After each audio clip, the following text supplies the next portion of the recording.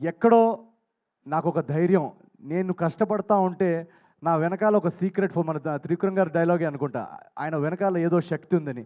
ఆ శక్తే మన Telugu audience. So thank you. నన్ను ప్రతి ఫస్ట్ సినిమా నుంచి ఇక్కడ దాకా నన్ను కాపాడుకుంటూ, నేను సినిమాని మోస్తాను అని ఇద్దరు ముగ్గురు అన్నారు చాలా కైండ్గా.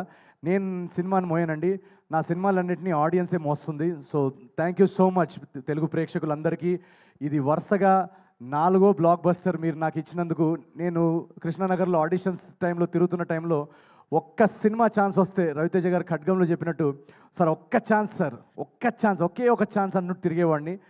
ఆ ఒక్క ఛాన్స్ వస్తే మా అమ్మ నాన్నకి అదిగో చూడు, నేను చెప్పాను కదా నేను బాగా చేస్తానని, చూడు ఆ సినిమాలో చూడు నేను చేశానని చూపించడానికి ఒక్క ఛాన్స్. ఎందుకంటే ఆ టైంలో అందరు నన్ను డిస్కరేజ్ చేసేవాళ్ళు, సో రిలేటివ్స్ కానీ ఫ్రెండ్స్ కానీ, నీకెందుకురా మనకెందుకురా సినిమా కళలు ఇవన్నీ అని.